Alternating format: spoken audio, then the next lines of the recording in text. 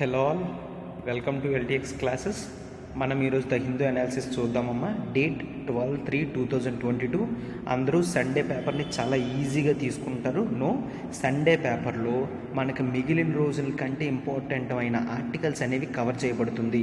For example science and technology, both physics and biology related issues, questions ఇలాంటివన్నీ కూడా science and technology paper మనకి Sunday వస్తుందమ్మా.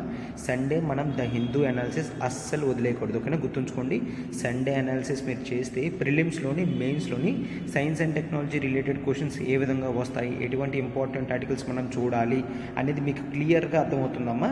So the హిందూని Sunday అస్సలు ఈజీగా తీసుకోకండి, ఓకేనా? ఆర్టికల్స్ కవర్ చేస్తుంది. This is Srinivas. సో ఇంకెందుకు లేట్, మనం ఫస్ట్ యథావిధిగానే ఇప్పుడు ఆర్టికల్స్ టు ఎక్స్ప్లోర్ క్లియర్గా చూసుకొని ఆ ఆర్టికల్స్ 1 by 1 క్లియర్గా కంప్లీట్ చేద్దాం. ఎస్, చూడండి, ఇప్పుడు ఆర్టికల్స్ టు ఎక్స్ప్లోర్ చూడండి అమ్మా. ఆర్టికల్స్ టు ఎక్స్ప్లోర్లో మనం ఫస్ట్ తీసుకున్న article EPF, employment provident fund rate cut to 8.1 to hit savings. EPF అంటే ఏంటి, ఈ సొసైటీల ఆస్పెక్ట్, ఇదంతా కూడా మనం ఇప్పుడు ఈ ఆర్టికల్లో క్లియర్గా డిస్కస్ చేద్దాం బ్యాక్గ్రౌండ్తో. సో మీకు మొత్తం క్లియర్ అవుతుంది. ఇంకేంటి, villages along China border to open for tourism, ఓకేనా? To open for tourism. Sanctions could cause space station to crash, ఓకేనా? రాస్కామోస్, ఇది రష్యా గురించి. రష్యా అంటే ఇప్పుడు వార్లో ఉంది కదా, రిమైనింగ్ ఆస్పెక్ట్స్ ఏ విధంగా ఇన్ఫ్లుయెన్స్ అవుతున్నాయి ఏంటి, స్పేస్ నిన్న మనం చూసాం కదా, మనం 2 days బ్యాక్ టెక్స్ట్ అండ్ కాంటెక్స్ట్లో స్పేస్ జంక్ ఇవన్నీ కూడా. సో ఈరోజు కూడా స్పేస్ స్టేషన్ గురించి చూస్తాము. మనకి ఇక్కడ సైన్స్ అండ్ టెక్నాలజీ పార్ట్ అనేది కవర్ అవుతుంది క్లియర్గా. ఆర్టికల్ చూడండి. Next, children more unlikely to produce antibodies. Antibodies అంటే ఏంటి, చిల్డ్రన్ ఎందుకు ప్రొడ్యూస్ చేస్తారు, ఎందుకు ప్రొడ్యూస్ చేయలేరు, రిగార్డింగ్ కోవిడ్ ఇష్యూస్ అమ్మ. సో మనకి సొసైటల్ ఆస్పెక్ట్ అనేది GS1లోని, GS2లోని, GS4లోని ఉన్నది కాబట్టి ఇటువంటి ఆర్టికల్స్ మనం చూడాలి. ఇది ఇన్ జనరల్గా కూడా బయాలజీలో మనకి చాలా ఇంపార్టెంట్. GS3 సైన్స్ అండ్ టెక్నాలజీలో కూడా బయాలజీ రిలేటెడ్ క్వశ్చన్స్ అనేవి మెయిన్స్లో ఇస్తాడు. ప్రిలిమ్స్లో కూడా డైరెక్ట్గా యాంటీబాడీస్, వీటి గురించి antigens, antibodies, biology related questions ఇస్తాడు. సో ఈ ఆర్టికల్ మనం అక్కడ క్లియర్గా చూడడం అనేది జరుగుతుంది.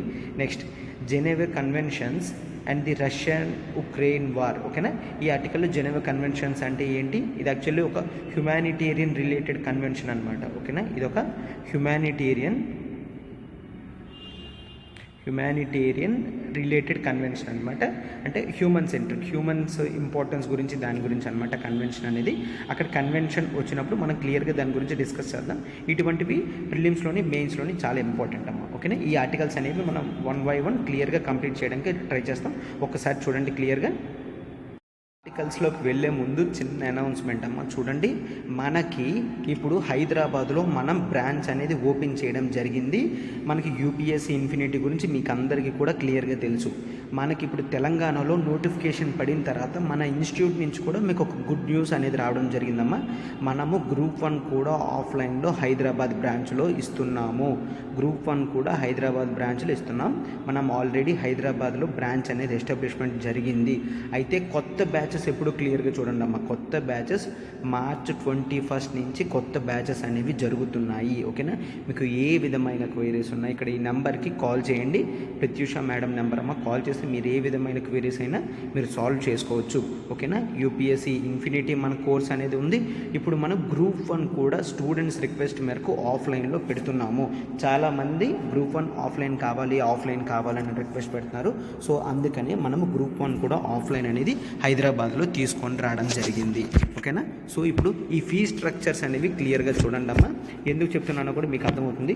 యూపీఎస్సీ ఇన్ఫినిటీ మనకి కోర్స్ ప్యాకేజ్ అనేది 70,000 రూపీస్ అమ్మ. 70,000 రూపీస్. సరే, ఇదంతా ఒకేసారి కట్టాలంటే లేదమ్మా. ఈజీ ఇన్స్టాల్మెంట్స్ 5,000 per month కట్టి మనము ఈ మొత్తాన్ని 14 monthsలో కంప్లీట్ చేయొచ్చు, ఓకేనా? 5,000 per month కట్టి 14 months 70,000 క్లియర్గా కంప్లీట్ చేస్తే మనకి యూపీఎస్సీ ఇన్ఫినిటీలో అన్నీ కవర్ అవుతాయమ్మా. బోత్ ఆన్లైన్ రికార్డెడ్ యాక్సెసిబిలిటీ కూడా మనకు వస్తుంది. మన యూపీఎస్సీ ఇన్ఫినిటీ బ్యాచ్ యొక్క స్పెషాలిటీ మీకు తెలుసు. మనకేంటిది, అన్లిమిటెడ్ యాక్సెసిబిలిటీ అనేది వస్తుందన్నమాట, ఓకేనా?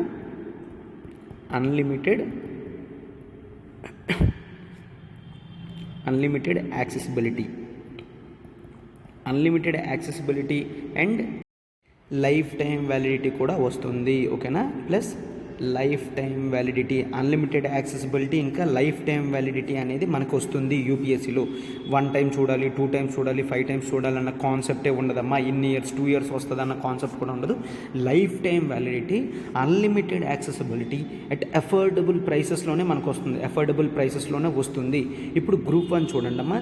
గ్రూప్ 1 మనకి ఫీజ్, ఆఫ్లైన్ ఫీజ్ 50,000 రూపీస్ అమ్మ, 50,000 రూపీస్ మాత్రమే. ఇది చాలా తక్కువ ఫీజు యాక్చువల్లీ. సార్ ఇది కూడా అలా కట్టచ్చా? ఎస్, ఇది కూడా మీరు హ్యాపీగా 5,000 పర్ మంత్ కడుతూ 10 మంత్స్లో మీరు మొత్తాన్ని కూడా క్లియర్ చేయొచ్చు హ్యాపీగా, ఎటువంటి ఇబ్బంది లేకుండా కూడా చేయొచ్చు. సార్ గ్రూప్ 1 కూడా ఇన్ఫినిటీయా? ఎస్, గ్రూప్ 1 కూడా మనకి ఇన్ఫినిటీయే. అంటే ఏంటి? అన్లిమిటెడ్ యాక్సెసిబిలిటీ అనేది వస్తుందమ్మా. ఆల్రెడీ రికార్డెడ్ క్లాసెస్ అనేవి కూడా మనకి వస్తాయి, ఓకేనా? ఆల్రెడీ రికార్డెడ్ క్లాసెస్ కూడా మనకు వస్తాయి. ప్లస్ మీకు దీంట్లో లైఫ్ టైం వ్యాలిడిటీ అనేది ఉంటుంది, ఓకేనా? లైఫ్ టైం వ్యాలిడిటీ అనేది మీకు ఉంటుంది. అన్లిమిటెడ్ యాక్సెసిబిలిటీ వస్తుంది, లైఫ్ టైం వ్యాలిడిటీ వస్తుంది. సింపుల్గా ప్రతి మంత్ కూడా 5,000 కట్టి 10 మంత్స్లో మీరు హ్యాపీగా అఫోర్డ్ చేయొచ్చమ్మా. సార్ ఇంత క్లియర్గా ఎందుకు చెప్తున్నారు? ఇంత క్లియర్గా ఎందుకు రాసి చెప్తున్నానంటే బ్యాచ్ 21st నుంచి జరుగుతుంది. మనకి 22nd నుంచి ప్రైసెస్ అనేవి ఈ రెండు కూడా పెరుగుతున్నాయమ్మా. ప్రైసెస్ అనేవి 22nd నుంచి పెరుగుతున్నాయి. ఇక్కడ 70,000 నుంచి యూపీఎస్సీ ఇన్ఫినిటీ 80,000 రూపీస్కి వెళ్తుందమ్మా. 80,000 రూపీస్కి వెళ్తుంది. ఎందుకంటే ఎక్స్పెన్సెస్ అనేవి పెరుగుతున్నాయి కాబట్టి 80,000కి రివైజ్ చేయడం అనేది జరుగుతుందన్నమాట. గ్రూప్ 1 కూడా 50,000 నుంచి 60,000కి వెళ్తుందమ్మా. 60,000కి వెళ్తుంది. సరే అయితే ఏం చేయాలి? ఈ 10,000 ఎక్స్ట్రాకి వెళ్ళే బ్రాకెట్లో కన్నా మీరు హ్యాపీగా 70,000 బ్రాకెట్లోనే మీరు సబ్స్క్రిప్షన్ చేసుకోవచ్చు. ప్రత్యూష మేడం, ఇక్కడ నెంబర్ ఉంది కదా, ప్రత్యూష మేడం కాల్ చేయండి, మీ డీటెయిల్స్ ఇవ్వండి. 5,000 అమౌంట్ కడుతూ మీరు ఇప్పుడు స్టార్ట్ చేసేసారంటే ఈ 70,000 బ్రాకెట్లోనే మీరు హ్యాపీగా ఉండొచ్చు. గ్రూప్ 1 కూడా హ్యాపీగా ఈ 50,000 బ్రాకెట్లోనే మీరు ఫోన్ చేసి మీ డీటెయిల్స్ ఇచ్చి మీరు ఎన్రోల్మెంట్ అనేది జరగచ్చు, ఓకేనా? ఆఫ్లైన్లో మీకు ఆన్లైన్ యాక్సెసిబిలిటీ వస్తుంది. ఇప్పుడు ఇన్ఫినిటీ వాళ్ళకంటే మీకు తెలుసు మనం క్లాసెస్ ఎలా డిసైడ్ చేస్తామో, క్లాసెస్ ఎలా అవుతాయో ఆఫ్లైన్లో మీకు తెలుసు. గ్రూప్ 1 వాళ్ళు కూడా మన సిరీస్ అనేవి మీరు రెగ్యులర్గా ఫాలో అవుతున్నారు కాబట్టి ఎంత టీచర్స్ అనేవాళ్ళు, ఎంత ఎమినెంట్ ఫ్యాకల్టీస్ ఉంటారో మీకు అందరికీ తెలిసిందే. ఎమినెంట్ ఫ్యాకల్టీస్ దాని గురించి మీరు అసలు కంగారు పడవసరం లేదు.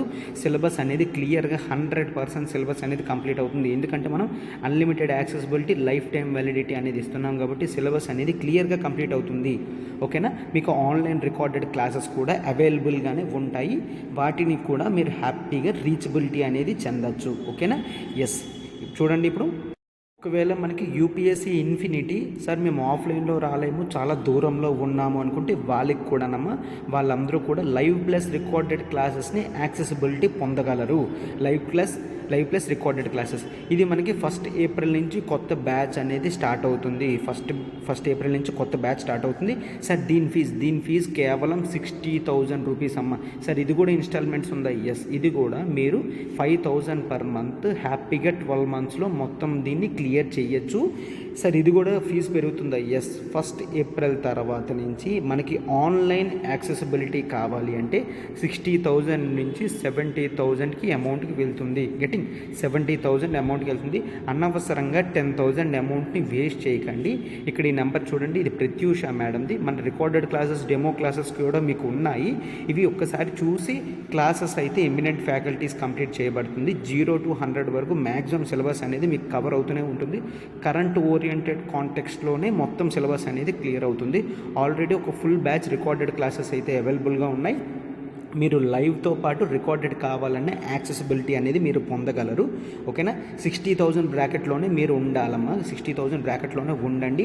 మేడంకి కాల్ చేసి సబ్స్క్రిప్షన్ అనేది వెంటనే చేసుకోండి. ఇది మీకు లైఫ్ టైం వ్యాలిడిటీ వస్తుంది. లైఫ్ టైం వ్యాలిడిటీ మన ఇన్ఫినిటీ కోర్స్ ఏదైనా కూడా లైఫ్ టైం వ్యాలిడిటీ వస్తుంది. సార్ ఇన్ఫినిటీ తీసుకుంటే ఇంకేదైనా బెనిఫిట్ ఉందా? ఎస్, ఇన్ఫినిటీ తీసుకుంటే మీకు హ్యాపీగా డబల్ ధమాకా ఆఫర్ అనేది మన ఇన్స్టిట్యూట్ నుంచి ఇవ్వబడిందమ్మా, ఓకేనా? డబల్ ధమాకా ఆఫర్ అనేది ఇవ్వబడింది. సరే ఏంటి డబల్ ధమాకా అంటే మీరు యూపీఎస్సీ ఇన్ఫినిటీ తీసుకుంటే గ్రూప్స్ క్లాసెస్ ఏవైతే రికార్డెడ్ క్లాసెస్ ఉన్నాయో వాటిని మీరు కంప్లీట్లీ కాంప్లిమెంటరీగా తీసుకోవచ్చు. Group 1, group 2 both TSPSC, APPSC వాళ్ళైనా, ఆంధ్రప్రదేశ్ వాళ్ళైతే ఎస్ మీరు యూపీఎస్సీ ఇన్ఫినిటీ తీసుకొని ఏపీపీఎస్సీ రికార్డెడ్ క్లాసెస్ని కంప్లీట్ కాంప్లిమెంటరీగా మీరు రికార్డ్స్ అనేవి యూజ్ చేసుకోవచ్చు. తెలంగాణ వాళ్ళు తీసుకుంటే యూపీఎస్సీ ఇన్ఫినిటీ ఫీజు కట్టేస్తే మీరు హ్యాపీగా గ్రూప్ 1 క్లాసెస్ కూడా సింపుల్గా యాక్సెసిబిలిటీ అనేది మీరు పొందగలరమ్మా. ఇది మన ఇన్స్టిట్యూట్ నుంచి మనం ఇచ్చే డబల్ ధమాకా ఆఫర్ అమ్మా. డబల్ ధమాకా ఆఫర్ ఇది మీకు కొన్ని డేస్ మాత్రమే ఉంటుంది. ఈ 21st నుంచి ఈ ఆఫర్ అనేది ఎక్స్ట్రా అమౌంట్ మీకు వస్తుంది. సో అనవసరంగా అమౌంట్ వేస్ట్ చేసుకోకండి అమ్మా. యూపీఎస్సీ ఇన్ఫినిటీ తీసుకుంటే మీకు హార్డ్లీ కొద్దిగా అమౌంట్ డిఫరెన్స్తోనే గ్రూప్ 1 కూడా మీకు క్లియర్గా వస్తుంది. ఓన్లీ గ్రూప్ 1 తీసుకునే బదులు యూపీఎస్సీ ఇన్ఫినిటీ తీసుకుంటే మీ గ్రూప్ 1, 2 మొత్తం రికార్డెడ్ క్లాసెస్ అనేవి మీకు ఫ్రీగా అన్లిమిటెడ్ టైం యాక్సెసిబిలిటీ అనేది మీరు చేయొచ్చమ్మా. హ్యాపీగా లైఫ్ టైం వ్యాలిడిటీతో మీరు కోర్సెస్ అనేవి హ్యాపీగా యూజ్ చేయొచ్చు. ఓకేనా? సో ఇప్పుడు చూడండి, మనం మన ఆర్టికల్స్లోకి వెళ్దాం. ఒక్కొక్క ఆర్టికల్ని క్లియర్గా ఇన్ డీటెయిల్డ్గా మనం చూద్దాం. ఒక్కసారి చూడండి అమ్మా. సో ఇప్పుడు ఆర్టికల్ చూడండి అమ్మా. మన ఫస్ట్ ఆర్టికల్ ఏంటి? EPF rate cut to 8.1% to hit savings. ఓకేనా? నిన్న మనకి అనౌన్స్మెంట్ అనేది జరిగింది. మనకి ఈపీఎఫ్ ఒక బాడీ ఉంది. ఈ బాడీ అంటే ఏంటి ఇదంతా కూడా మనం చూద్దాం. దీని గురించి మీరు అసలు ఆలోచించాల్సిన లేదు, మనం బ్యాక్గ్రౌండ్లో కవర్ చేయడం జరుగుతుంది. కాకపోతే ఈ గ్రాఫ్ ఒక్కసారి చూడండి అమ్మా, మనకి నెక్స్ట్ అర్థం చేసుకోవడానికి యూజ్ అవుతుంది. సో అందుకనే ముందు గ్రాఫ్ అనేది నేను చూపించడం జరిగింది. ఓకేనా? 1975-76లో 7% ఉండేది.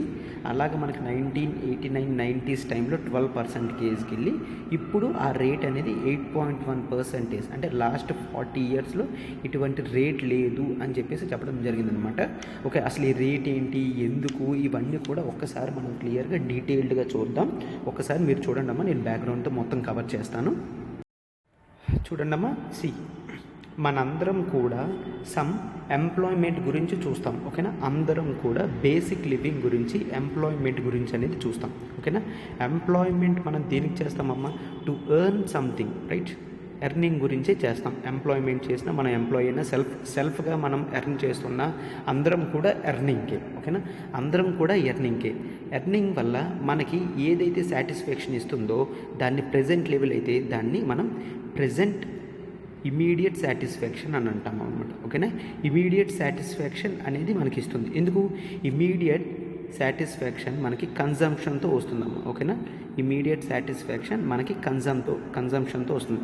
కన్జంప్షన్ అంటే ఏంటి? మనం ఏదైతే ఫుడ్స్ కానీ వేరబుల్స్ కానీ అవి వేసుకుంటామో అవన్నీ కూడా మనకి కన్జంప్షన్ కింద వస్తుంది. ఓకేనా? కన్జంప్షన్ కింద వస్తుంది. ఇమీడియట్ కన్జంప్షన్ గురించి మన మెయిన్ మోటివ్. ప్లస్ కాకపోతే హిస్టరీ నుంచి ఏం జరుగుతుందంటే ఇమీడియట్ కన్సంప్షన్ గురించి చూసుకుంటే కొన్ని ఇయర్స్ తర్వాత మీకు ఇన్కమ్ అనేది ఇప్పుడు ఎర్న్ చేస్తున్నట్టు అప్పుడు ఎర్న్ చేయలేరు. అంతే కదా? ఇప్పుడు మీరు 20 ఇయర్స్, 30 ఇయర్స్, 40 ఇయర్స్లో ఎర్న్ చేస్తున్న అంత కష్టపడి మీరు 60స్లోని 70స్లోని చేయలేరు కదా. 60s ఏజ్ 70s ఏజ్లో చేయలేరు కదా. సో ఆ టైం కల్లా మీకు కొంత అమౌంట్ ఉండాలి అంటే మీరు ఏం చేయాలమ్మా? ఒక్కసారి చూడండి. సో మన ఎర్నింగ్స్లో కొంత అమౌంట్ అనేది మనం సేవ్ చేసి ఉంచాలి. ఓకేనా? సేవ్ చేసి అనేది ఉంచాలి. ఎప్పుడూ కూడా సేవింగ్ని మనం లాంగ్ టర్మ్లోనే ఉంచుకోవాలి. సేవింగ్స్ని కొద్దిగా లాంగ్ టర్మ్లోనే మనం ఉంచుకోవాలి. మన సేవింగ్స్ అనేవి, ప్రజెంట్ సేవింగ్స్ అనేవి ఫ్యూచర్ కన్జంప్షన్కి యూజ్ అవుతాయి. ఓకేనా? ఫ్యూచర్ కన్జంప్షన్కి యూజ్ అవుతాయి. అర్థమవుతుంది కదమ్మా? This is the higher stage of learning. Higher stage of లెర్నింగ్లో మీరు బేసిక్స్ అసలు ఎందుకు స్టార్ట్ చేస్తున్నామో ఏంటి అనేది మీకు అర్థమైతే మీరు ఆన్సర్ రైటింగ్లో ఈజీ వే ఆఫ్ ఇంట్రడక్షన్ అనేది ఇవ్వగలరు. బెటర్ ప్రాస్పెక్టివ్ కన్క్లూషన్ అనేది ఇవ్వగలరు అనమాట. అంటే మీ విజన్ అనేది ఓవరాల్గా ఇంక్రీజింగ్లో ఉంటుంది. ఓకేనా? ఇప్పుడు సేవింగ్స్ మనకి ఫ్యూచర్ కన్జంప్షన్లో, ఫ్యూచర్లో మనం తినడానికి దానికి యూజ్ అవుతుంది అనమాట ఇప్పుడు సేవింగ్స్ అనేది. అందుకే ప్రతి ఒక్కరు ఎంప్లాయ్మెంట్లో ఉన్న ఎంప్లాయీగా ఉన్న ప్రతి ఒక్కరు కూడా ఎర్నింగ్లో కొంత అమౌంట్ అనేది సేవింగ్స్ కింద ఉంచుకోవాలి. ఎందుకు? అప్పుడప్పుడు మనకి కొన్ని అన్ఫోర్సీన్ ఎక్స్పెన్సెస్ అనేవి జరుగుతాయి. ఓకేనా? అన్ఫోర్సీన్ అంటే కనీసం మనం దాని గురించి ఎక్స్పెక్ట్ కూడా చేయలేము. అన్ఫోర్సీన్ ఎక్స్పీరియన్స్ అనేది మనం అప్పుడప్పుడు చూస్తాం. ఈ అన్ఫోర్సీన్ ఎక్స్పీరియన్స్లో like example unforeseen experiences example like accident కానీ, డెత్ కానీ ఇలాంటివి అంటాం కదా. ఎస్, ఇలాంటివన్నీ మనం ఊహించలేము. సో అందుకని మనం ఎర్న్ చేస్తున్నప్పుడు ఎప్పుడైతే సేవింగ్స్ అనేవి ఉంచుకోగలిగామో అవి ఈ అన్ఫోర్సీన్ ఎక్స్పీరియన్సెస్ టైంలోని ఫ్యూచర్ కన్జంప్షన్లో కూడా యూస్ఫుల్ అనేది ఉంటుంది. ఓకేనా? Yes. So all these comes under the umbrella term of social security. ఓకేనా? All these comes under the umbrella term of social security. ఓకేనా, సోషల్ సెక్యూరిటీ. సో మనకి సేవింగ్స్ అనేది ఎందుకు ఎంత ఇంపార్టెన్సో అనేది అర్థమైంది కదా. ఎస్, అందుకని సోషల్ సెక్యూరిటీ అనేది ఒక ఇంపార్టెంట్ టాపిక్. సోషల్ సెక్యూరిటీ అనేది ఒకవేళ పీపుల్ ముందు నుంచి పార్టిసిపేషన్ లేకపోతే సోషల్ సెక్యూరిటీ గురించి ఆ బర్డెన్ అంతా కూడా ఎవరి మీదకి వెళ్తుంది? గవర్నమెంట్ మీదకి వెళ్తుంది. ఎందుకు?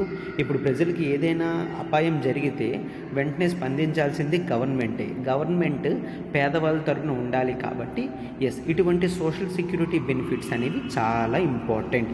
ఈ సోషల్ సెక్యూరిటీ బెనిఫిట్స్లోనే మనకు కొన్ని వస్తాయి. అదేంటంటే ప్రావిడెంట్ ఫండ్ అనే కాన్సెప్ట్ వస్తుంది. ఓకేనా, ప్రావిడెంట్ ఫండ్ అనే కాన్సెప్ట్ వస్తుంది. పెన్షన్ అనే కాన్సెప్ట్ కూడా వస్తుంది. మళ్ళీ ఇంకా మీకు ఇన్సూరెన్స్ అనే కాన్సెప్ట్ కూడా వస్తుంది. ఓకేనా, ఇన్సూరెన్స్ ఇవన్నీ కూడా సోషల్ సెక్యూరిటీ గురించి సంబంధించిందే. సోషల్ సెక్యూరిటీ అంటే ఏంటి? సొసైటీలో మన బిహేవియర్ ఎలా ఉంటుందో తెలుసుకుంటూ ప్లస్ అది మనం అదే విధంగా ఉంచడానికి ట్రై చేస్తే దాన్ని సోషల్ సెక్యూరిటీ అంటాం. అంటే మన ప్రజెంట్ లెవెల్ ఆఫ్ కన్జంప్షన్, మన present level of usage of money అవన్నీ కూడా ఫ్యూచర్లో కూడా సస్టైనబుల్గా వెళ్ళాలి అంటే ఎర్నింగ్స్లో కొంత బెనిఫిట్ మనం కొంత అమౌంట్ అనేది ఉంచుకోవాలి అన్నమాట. సో ఆ విధంగా మనం సెక్యూర్గా ఉంటే దాన్నే సోషల్ సెక్యూరిటీ అని అంటాం. ఓకేనా, దాన్నే సోషల్ సెక్యూరిటీ అంటాం. సో ఇప్పుడు ప్రావిడెంట్ ఫండ్ అంటే ఏంటో చూడండి. ప్రావిడెంట్ ఫండ్ అంటే మనం ఎర్న్ చేసే ఇన్కంలో కొంత అమౌంట్ అనేది పక్కకు తీస్తాం. కొంత అమౌంట్ అనేది పక్కకు తీసి ఆ అమౌంట్ని ఒక కార్పస్ ఫండ్లో వేస్తాం. ఓకేనా, ఒక కార్పస్ ఫండ్లో వేస్తామన్నమాట. ఆ కార్పస్ ఫండ్లో వేసి ఈ అమౌంట్ అనేది లాంగ్ టర్మ్ ఇన్వెస్ట్మెంట్స్లో పెడతారనమాట. ఓకేనా, ఎవరు పెడతారు? ఆ కార్పస్ ఫండ్ని ఎవరైతే మేనేజ్ చేస్తారో, ఈ ఫండ్ని ఎవరైతే మేనేజ్ చేస్తారో వాళ్ళు లాంగ్ టర్మ్ ఇన్వెస్ట్మెంట్స్లో పెడతారు, లేదా అంటే గవర్నమెంట్ బాండ్స్లో పెడతారు. ఓకేనా, గవర్నమెంట్ బాండ్స్లో పెడతారు. ఇది రెండు విధాలుగా మంచి ఐడియా అమ్మా. ఒకటేంటి, పీపుల్కి ఫ్యూచర్ కన్జంప్షన్ గురించి అమౌంట్ అనేది ఉంచడం జరుగుతుంది. ప్లస్ లాంగ్ టర్మ్ ఇన్వెస్ట్మెంట్స్లో గవర్నమెంట్స్ బాండ్స్లో ఇన్వెస్ట్ చేస్తేనే కదమ్మా మనకి ఇన్ఫ్రాస్ట్రక్చర్లో ఇన్వెస్ట్మెంట్ అనేది ఎక్కువ పెరిగి మనకి ఏ విధంగా కంట్రీ డెవలప్ అవ్వాలో ఆ విధంగా వాళ్ళ కంట్రీని ముందుకు తీసుకెళ్తారు. అంతేనే కాదు. సో ఇటువంటి వాటిలో మనం యూజ్ చేయడం, ఈ కార్పస్ ఫండ్లో మనం ఇన్వెస్ట్ చేయడం, మన అమౌంట్ని ఉంచుకోవడం అనేది చాలా మంచి ఐడియా అమ్మ. ఎస్, చూడండి ఇక్కడ ప్రావిడెంట్ ఫండ్ అంటే మీ శాలరీలో కొంత అమౌంట్ తీసుకెళ్ళి, అంటే ఫర్ ఎగ్జాంపుల్ ఒకవేళ మీ శాలరీ 10,000 పర్ మంత్ అనుకోండి. మీ శాలరీ 10,000 పర్ మంత్ అయితే ఇందులో ఒక 500 రూపీస్ అనేది మనం పక్కకు తీస్తాం. 500 పక్కకు తీసి ప్రావిడెంట్ ఫండ్లో ఎవ్రీ మంత్ కూడా మనం 500 రూపీస్ అనేది వేస్తాం. 500 రూపీస్ వేసిన తర్వాత మీ పేరు మీద ప్రతి నెల కూడా 500 అలా పడుతూనే ఉంటుంది కదా. ఆ అమౌంట్ని వెంటనే వీళ్ళు లాంగ్ టర్మ్ ఇన్వెస్ట్మెంట్లో పెడతారనమాట. ఈ ఫండ్ని మేనేజ్ చేసేది ఎవరు? యాక్చువల్లీ ఇండియాలో EPFO అని ఒక బాడీ ఉందన్నమాట. ఈ బాడీ పేరు ఎంప్లాయ్మెంట్ ప్రావిడెంట్ ఫండ్ ఆర్గనైజేషన్. ఒక్కసారి చూడండి అమ్మా, నేను క్లియర్గా రాస్తాను, ఒకసారి మీరు కేర్ఫుల్గా అబ్జర్వ్ చేయండి. ఫైన్, చూడండి. ఎంప్లాయ్మెంట్ ప్రావిడెంట్ ఫండ్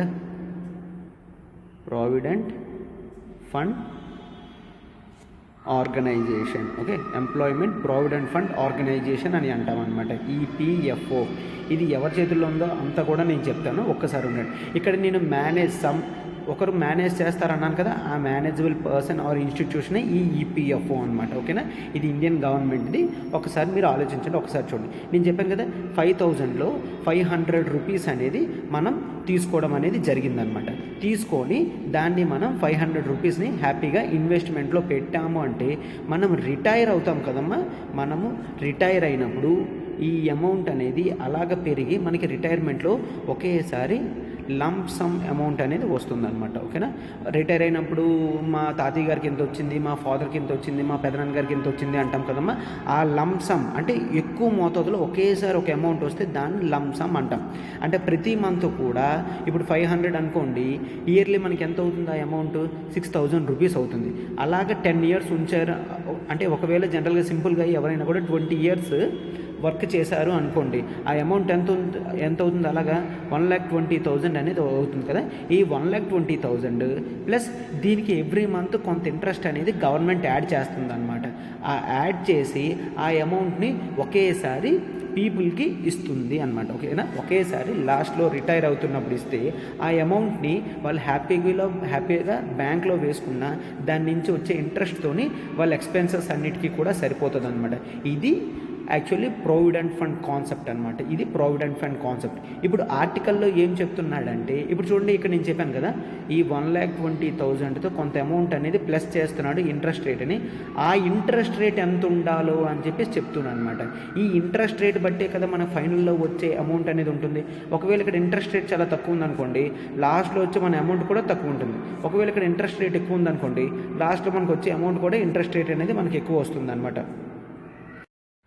సో ఇప్పుడు చూడండి, ఇంట్రెస్ట్ రేట్ అనేది 2% ఉంది అనుకోండి, మనకు లాస్ట్లో ఎవ్రీ మంత్ కూడా 2% అనేది యాడ్ అవుతూ మనకి లాస్ట్లో అమౌంట్ అనేది వస్తుందన్నమాట. ఇక 2% అంటే ఈ టోటల్ అమౌంట్ కాదు, టోటల్ అమౌంట్ మీద 2% పెర్ యానంకి 2% అనమాట. ఓకేనా, దాంట్లో 2% ఎంతైతే అమౌంట్ ఉంటుందో ఆ అమౌంట్ ఎవ్రీ మంత్ యాడ్ అవుతూ మనకు ఉంటుందన్నమాట. అంటే ఒక్కసారి చూడండి, ఒకవేళ 1,00,000 రూపాయలు అయిందనుకో అమ్మ, 1,00,000 రూపాయలు అయిందనుకోండి, 2% అంటే ఎంత, 2,000 రూపీస్.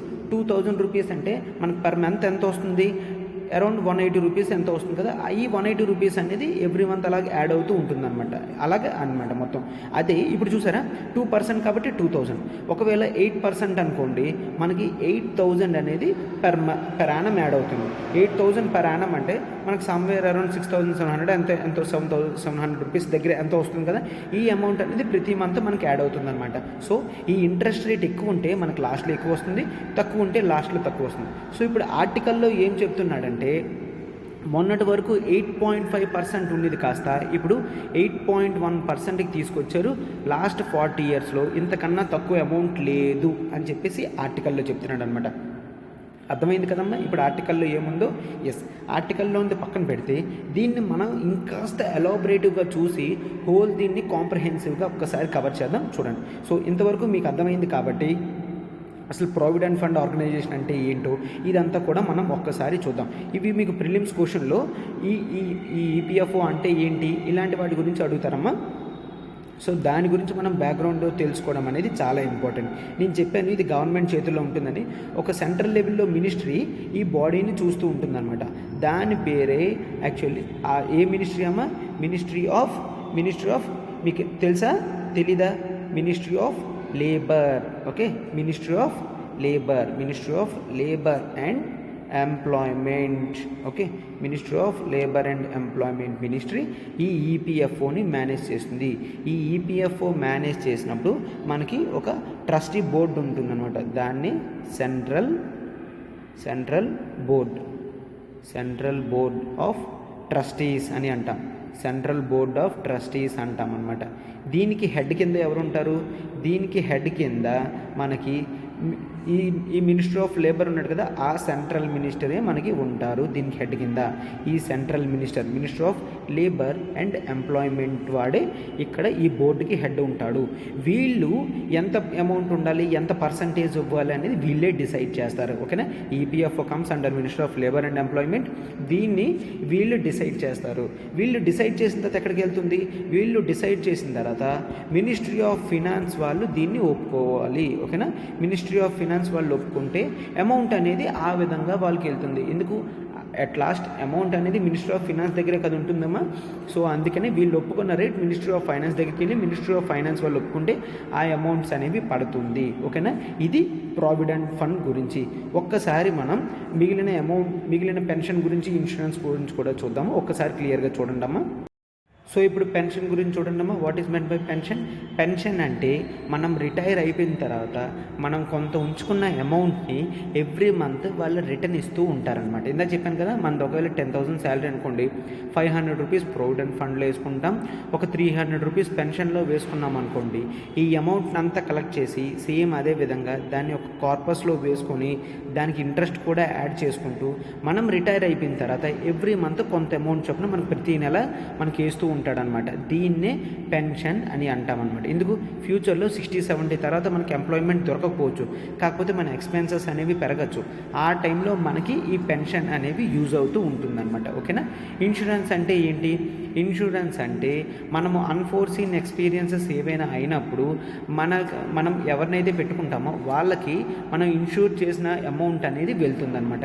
హెల్త్ ఇన్సూరెన్స్ కానీ లైఫ్ ఇన్సూరెన్స్ కానీ. హెల్త్ ఇన్సూరెన్స్ అనుకోండి, మనకి ఏదైనా యాక్సిడెంట్ అనేది జరిగితే అప్పుడు ఈ ఇన్సూరెన్స్ అమౌంట్తో మనం ఆ ట్రీట్మెంట్ అనేది చేయొచ్చు అనమాట. అంటే ఇప్పుడు ప్రావిడెంట్ ఫండ్లో 500 వేసుకుంటాం, పెన్షన్ ఫండ్లో 300 వేసుకుంటాం, ఇన్సూరెన్స్కి ఎవ్రీ మంత్ ఒక 100 రూపీస్ కడతామన్నమాట. ప్రీమియం అంటాం. ఓకే, దీన్ని కట్టేదాన్ని మనం ఇన్సూరెన్స్లో ప్రీమియం అని అంటాం. అంటే ఏంటి? ఒకవేళ ఇన్సూరెన్స్ నేను ఒక 5 lakhsకి చేసుకున్నాను అనుకోండి, ఒక 5 lakhsకి చేసుకున్నానంటే ఈ 5 lakhs లోపల హెల్త్ ఇన్సూరెన్స్ అనుకోండి, హెల్త్ ఎక్స్పెన్సెస్ 5 lakhs వరకు కూడా ఆ బాడీ అనేది పే చేస్తుంది. ఓకేనా. ఇన్సూరెన్స్ అమౌంట్ అనేది మనకి కట్ అవుతుంది అనమాట. ఓకేనా. ఇన్సూరెన్స్ అమౌంట్ అనేది కట్ అవుతుంది. సో మనం ఎక్కువ ఏం ఖర్చు పెట్టక్కర్లేదు. ఎవ్రీ మంత్ తక్కువ అమౌంట్లోనే ప్రీమియం అనేది పే చేసుకుంటే మనకి ఎక్కువ అమౌంట్ అనేది వస్తుంది. ఇది హెల్త్ ఇన్సూరెన్స్. అదే మీరు లైఫ్ ఇన్సూరెన్స్ చూసుకుంటే, లైఫ్ ఇన్సూరెన్స్ ఒకవేళ ఒక 1 crore పెట్టారు అనుకోండి, ఒక 1 crore పెడితే ఈ 1 crore అమౌంట్ కూడా అన్ఫోర్సీన్ ఎక్స్పెన్సెస్లో చనిపోతే వాళ్ళు ఎవరైతే పెట్టుకుంటారో వాళ్ళకి ఆ అమౌంట్ అనేది వెళ్తుంది అన్నమాట. ఓకేనా.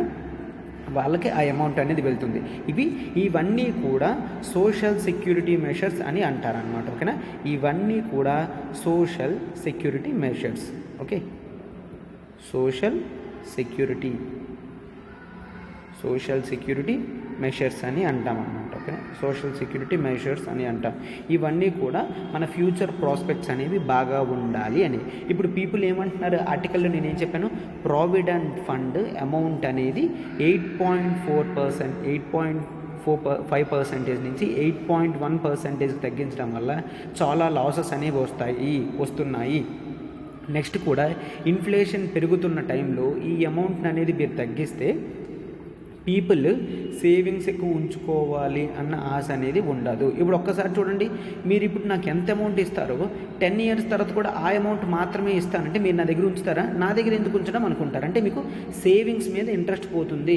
మీకు కొంత ఇంట్రెస్ట్ యాడ్ చేసి నేను ఇస్తాను అంటేనే కదా నా దగ్గర ఈ అమౌంట్ అనేది మీరు ఉంచుతారు. అది సో పీపుల్ చాలామంది క్రిటిసైజ్ చేస్తున్నారు అనమాట. అమౌంట్ అనేది తగ్గించకూడదు, అమౌంట్ అనేది ఇంక్రీజ్గానే ఉంచాలి అని చెప్పేసి. ఇది ఆర్టికల్. మనం ఈ ఆర్టికల్ని కాంప్రిహెన్సివ్గా క్లియర్గా చూడడం అనేది జరిగిందమ్మా. ఇప్పుడు మన సెకండ్ ఆర్టికల్లోకి మనం వెళ్దాం. మన నెక్స్ట్ ఆర్టికల్ చూడండి అమ్మా. ఏంటది? Villages along China border to open for tourism మనం ఓపెన్ చేయాలి. ఎక్కడ? చైనా బార్డర్ అలాంగ్గా మనం ఓపెన్ చేయాలి. అసలు ఈ కాన్సెప్ట్ ఏంటి, ఎందుకు అనేది మీకు క్లియర్గా అర్థమవుతుంది. ఒక్కసారి చూడండి అమ్మా బ్యాక్గ్రౌండ్తో. మనకి 2 years బ్యాక్ గల్వాన్ ఇష్యూ అనేది జరిగింది. గల్వాన్ ఇష్యూ ఏదమ్మా, ఎక్కడిది? ఇండియా చైనా బార్డర్, మీకు లద్దాఖ్ యూనియన్ టెరిటరీ దగ్గర గల్వాన్ ఏరియా అనే గల్వాన్ వ్యాలీ ఉంది. అక్కడ చైనా నుంచి కొంతమంది క్రాస్ బార్డర్ చేసి మన మీద అటాక్ చేయడం అనేది జరిగింది. మన ఆర్మీ మీద అటాక్ చేయడం అనేది జరిగింది. మన ఆర్మీ వాళ్ళు గట్టిగా ఫైట్ చేసి వాళ్ళని వెనక్కి కొట్టడం అనేది జరిగింది అనమాట. ఓకేనా. ఈ గల్వాన్ ఇష్యూ అనేది జరుగుతుంది.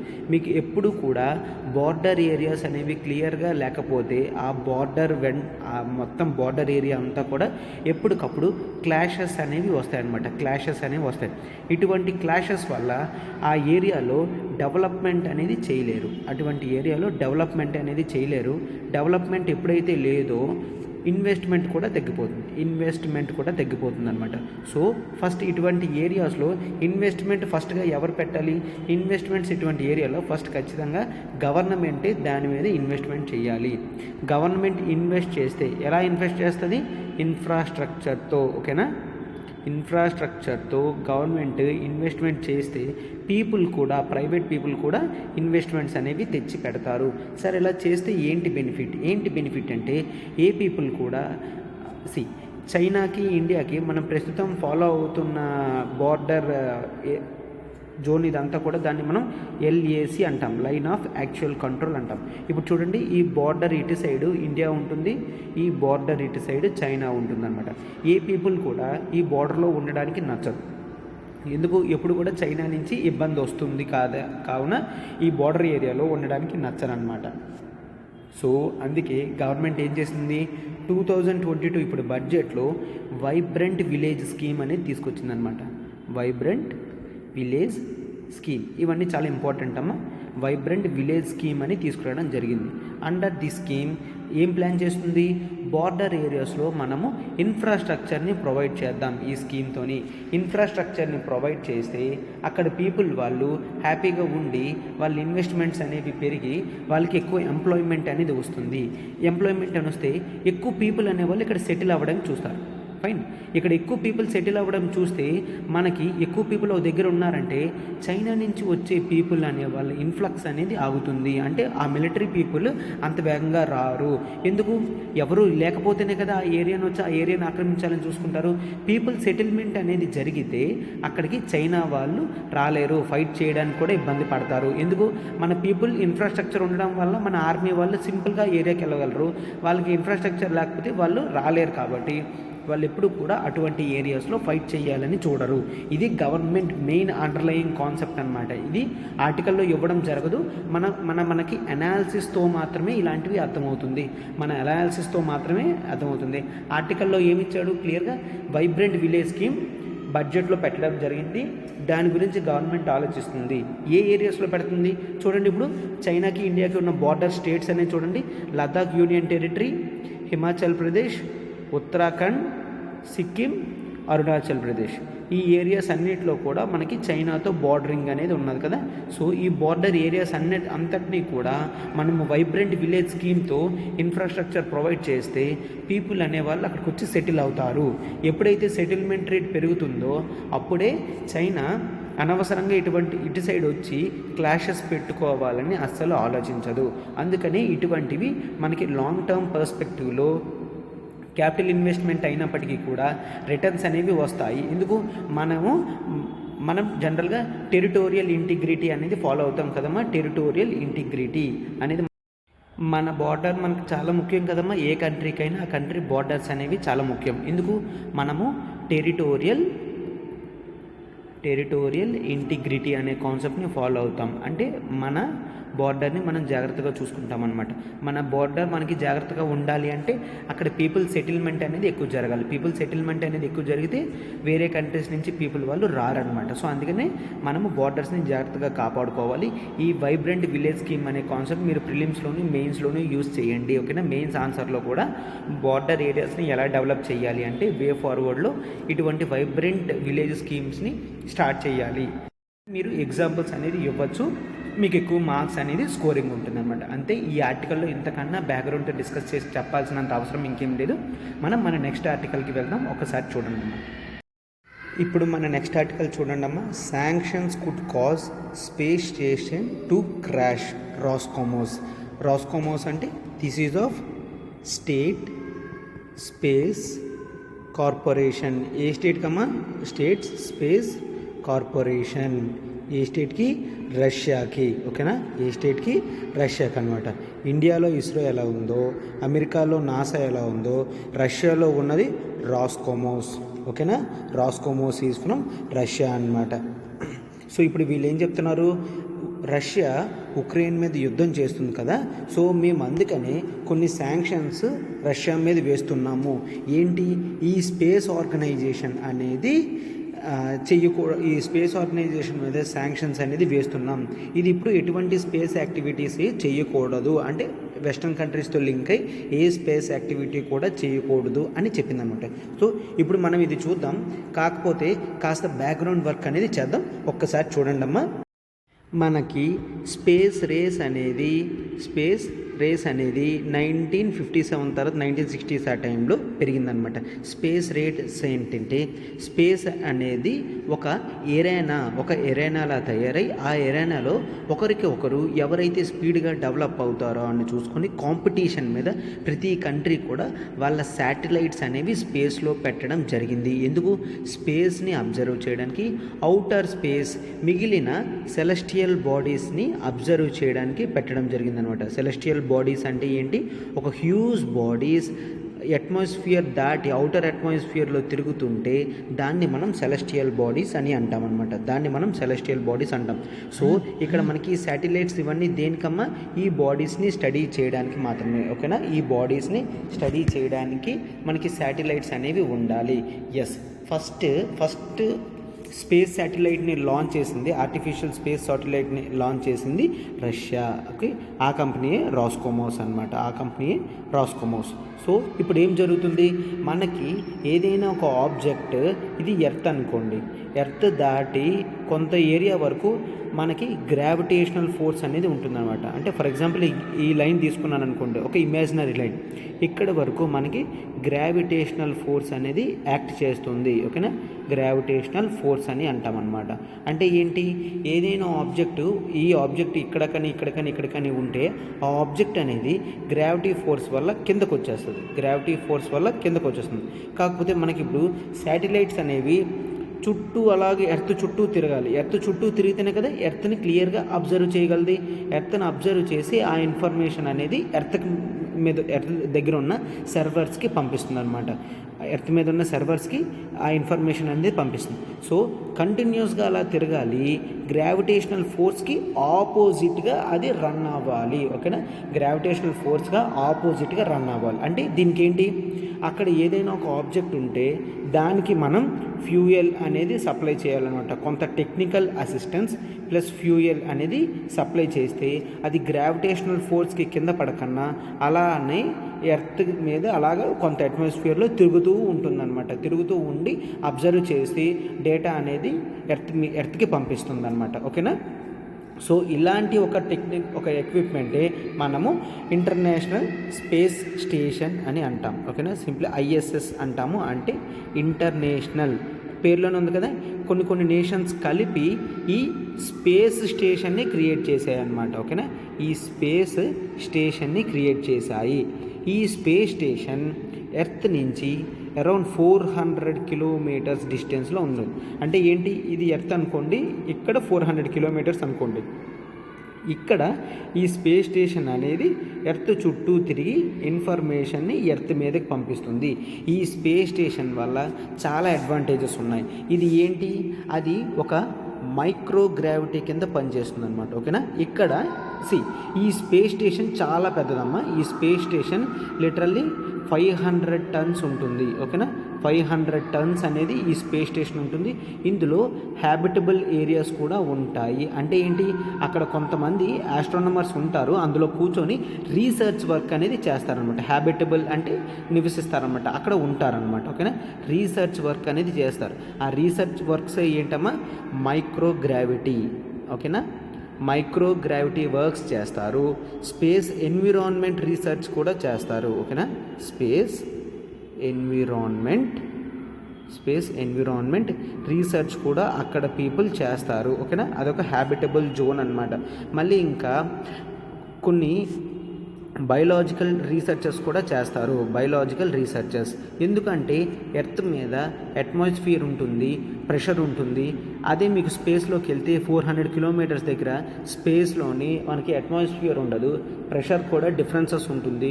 సో ఏదైనా ఒక మైక్రో ఆర్గానిజం, ఒక యానిమల్ కానీ ఇలాంటివి కానీ బ్యాక్టీరియా, వైరసెస్ కానీ అక్కడ ఏ విధంగా ప్రవర్తిస్తాయి అనే వాటిని కూడా స్టడీ చేస్తారు. మళ్ళీ ఇంకా ఏం చేస్తారు, ఫ్యూచర్లో మనము మూన్ మిషన్స్, మార్స్ మిషన్స్ చేస్తున్నాం కదమ్మా. So moon mission, Mars mission చేసినప్పుడు మనకి లాంగ్ టర్మ్గా వీటికి సప్లైస్ అనేవి ఇస్తూ ఉండాలి. అంటే ఏంటి, మార్స్ మీద మన స్పేస్ స్టేషన్ పెట్టాము అంటే దానికి కంటిన్యూస్గా సప్లై అనేది ఇవ్వాలి. దానికి కంటిన్యూస్ సప్లై ఇవ్వాలంటే ఇండియా నుంచి ఇక్కడ ఎర్త్ మీద నుంచి డైరెక్ట్ మార్స్కి తీసుకెళ్ళాం కాబట్టి స్పేస్ స్టేషన్లో కొంత ఐటమ్స్ అనేవి స్టాక్ ఉంచుకుంటే డైరెక్ట్ స్పేస్ స్టేషన్ నుంచి ఐఎస్ఎస్, ఇంటర్నేషనల్ స్పేస్ స్టేషన్ నుంచి మార్స్ దగ్గరికి అనేది ఈజీగా పంపించగలనమాట. సో ఇలాంటి లాంగ్ టర్మ్ బెనిఫిట్స్ కూడా మనకి ఈ ఇంటర్నేషనల్ స్పేస్ స్టేషన్స్తో ఉన్నదనమాట.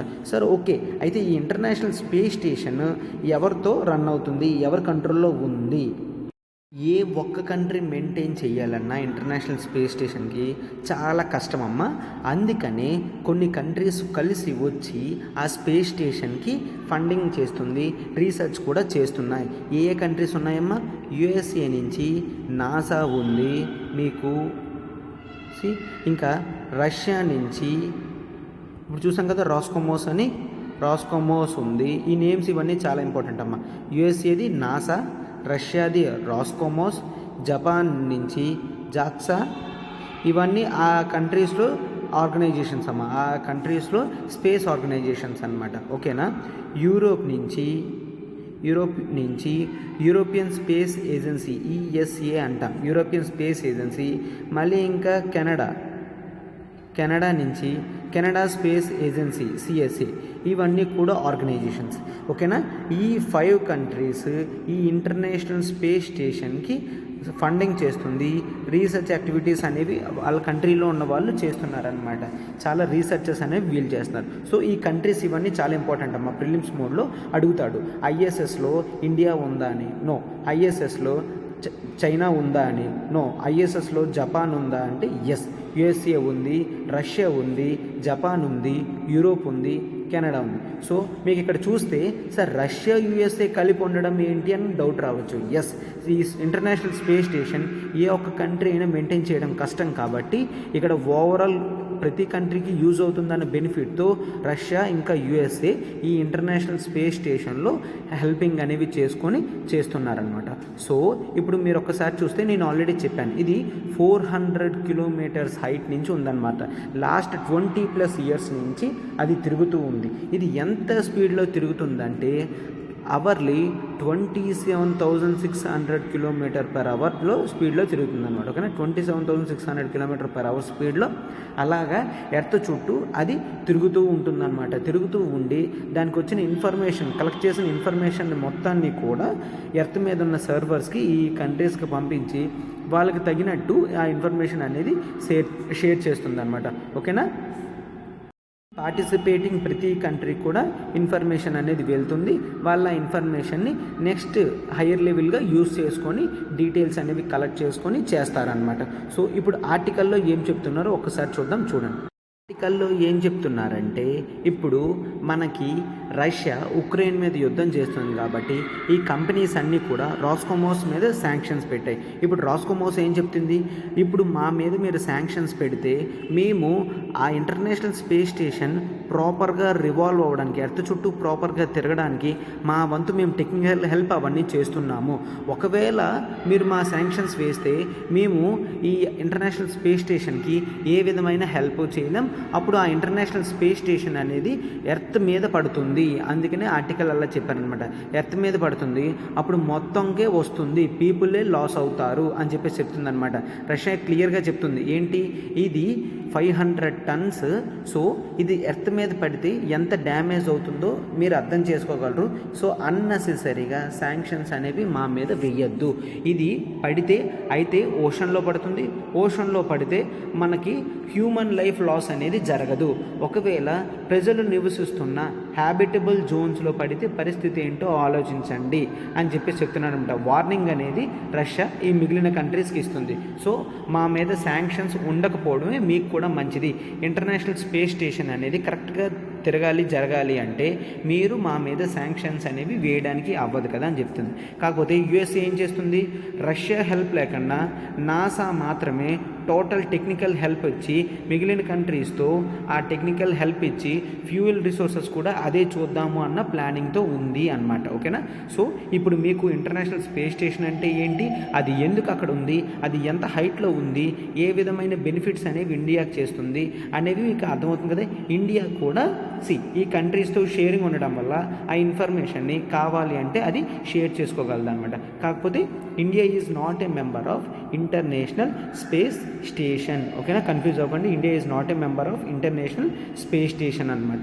సో మీకు చిన్న క్వశ్చన్, ఆ క్వశ్చన్ ఏంటంటే చైనా రీసెంట్గా తనంతటా తాను ఇంటర్నేషనల్ స్పేస్ స్టేషన్, ఒక్క కంట్రీ నేను ఒక్కదాన్ని నాకు నచ్చినట్టు ఇంటర్నేషనల్ స్పేస్ స్టేషన్ని క్రియేట్ చేసుకొని పెడతాను అని చెప్పేసి అన్నమాట.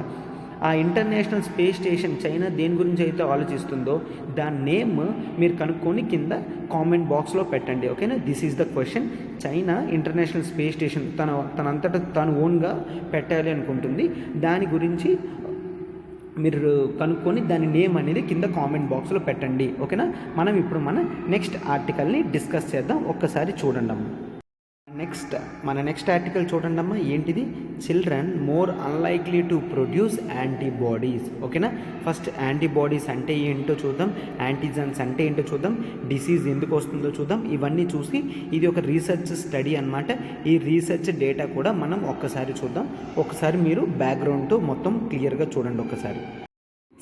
మీరు చూస్తే హ్యూమన్ బాడీ అనేది డిసీజెస్కి ఎఫెక్ట్ అవుతుంది. అంటే ఏంటి?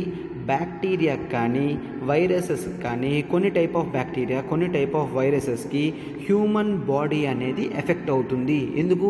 హ్యూమన్ బాడీలో డిఫరెంట్ ఆర్గాన్స్ అనేవి ఉంటుంది. మీరు వైరస్ చూస్తే వైరస్ దానంతటా అది ఎదగలేదు. ఇది ఎదగాలి అంటే దానికి ఒక హోస్ట్ సెల్ అనేది కావాలన్నమాట. హోస్ట్ సెల్ అనేది కావాలి.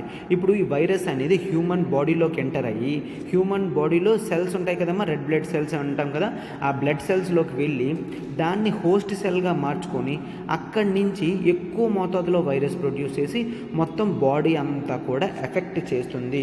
సో అర్థమైంది కదా, ఒక బ్యాక్టీరియా కానీ వైరస్ కానీ బాడీలోకి దూరి ఆ తర్వాత గ్రోత్ అనేది జరుగుతుంది. వైరసెస్ అనేవి బతికి ఉండాలి అంటే ఖచ్చితంగా హోస్ట్ సెల్ అనేది ఉండాలి. హోస్ట్ సెల్ లేకపోతే వైరస్ అనేది ఉండలేదు, వైరస్ అనేది వెంటనే చనిపోతుంది అనమాట. ఓకేనా? ఇటువంటి ఫారెన్ ఆబ్జెక్ట్స్ బాడీలోకి వెళ్తే వాటిని మనం యాంటీజన్స్ అని అంటాము. ఓకేనా? ఇటువంటి foreign objects, disease causing foreign objects కానీ నార్మల్ ఫారెన్ ఆబ్జెక్ట్స్ కానీ బాడీలోకి వెళ్తే వాటిని మనం యాంటీజన్స్ అని అంటాం అన్నమాట. సో మన హ్యూమన్ బాడీ ఏంటి? మన బాడీలో ఉన్నది కాకన్నా ఇంకేదైనా వస్తే దానికి ఆపోజిట్గా ఫైటింగ్ మెకానిజంని స్టార్ట్ చేస్తుంది. ఇప్పుడు అంతే కదా, మన ఇంట్లో మనం కాకుండా మనకు తెలియని వాళ్ళు ఎవరైనా వస్తే మనల్ని హార్మ్ చేస్తారేమో అని మనం ఫైటింగ్ చేస్తాం కదా, ఆ ఫైటింగ్ కాన్సెప్ట్ని మనము ఇమ్యూనిటీ అంటాం అన్నమాట. ఓకేనా? ఇమ్యూనిటీతో మనకి యాంటీబాడీస్ అనేవి ప్రొడ్యూస్ అవుతాయి. ఓకేనా? మనకి యాంటీబాడీస్ అనేవి ప్రొడ్యూస్ అయ్యి ఈ యాంటీబాడీస్ ఈ యాంటీజన్స్తో ఫైటింగ్ మెకానిజంని స్టార్ట్ చేసి వాటిని కిల్ చేయడానికి చూస్తుంది అనమాట. ఓకేనా? ఈ యాంటీజన్స్ని కిల్ చేయడానికి ఈ యాంటీబాడీస్ ట్రై చేస్తాయి. ఓకేనా? ఎందుకు? మన బాడీలో ఇమ్యూనిటీ ఉంది కాబట్టి. ఇప్పుడు ఒక్కసారి మీరు హెచ్ఐవి ఎయిడ్స్ చూసారనుకోండమ్మా, ఎక్వైర్డ్ ఇమ్యూనో డిఫిషియన్సీ సిండ్రోమ్ అని అంటాం కదా, హెచ్ఐవి హ్యూమన్ ఇమ్యూనిటీ వైరస్ అని. ఈ హెచ్ఐవి ఎయిడ్స్లో మీకు ఏమవుతుంది? ఈ ఇమ్యూన్ సిస్టమే లాస్ అయిపోతుంది అనమాట. ఈ ఇమ్యూన్ సిస్టమ్ ఎప్పుడైతే లాస్ అయిపోతుందో యాంటీబాడీస్ని ప్రొడ్యూస్ చేయలేం. యాంటీబాడీస్ ప్రొడ్యూస్ ఎప్పుడు అవ్వదో యాంటీజెన్స్ని చంపలేము. అందుకనే ఎవరైనా హెచ్ఐవి ఎయిడ్స్కి గురైతే వాళ్ళు చాలా త్వరగా చనిపోతారు. అర్థమవుతుంది కదమ్మా, కాన్సెప్చువల్ లింక్ అనేది మీకు అర్థమవుతుంది కదా. ఇమ్యూనిటీ అనేది ఎంత ఇంపార్టెంటో దాన్ని మనం ఇమ్యూనిటీ అంటాము. సో ఈ ఇమ్యూనిటీ ఎలా వస్తుంది? ఈ ఇమ్యూనిటీ మీకు ప్రతి ఒక్కరి బాడీలో కూడా ఉంటుంది. ఓకే, ప్రతి ఒక్కరి బాడీలో కూడా ఇమ్యూనిటీ అనేది ఉంటుంది. బట్ ఆ ఇమ్యూనిటీ ఎంత లెవెల్లో ఉంటుంది అనేది ప్రతి పీపుల్కి డిఫరెన్స్ ఉంటుందన్నమాట. హయ్యర్ ఇమ్యూనిటీ ఉంటే higher capacity to fight against diseases అనేది మనం గ్రోత్ చేసుకోవచ్చు అనమాట. ఏంటి?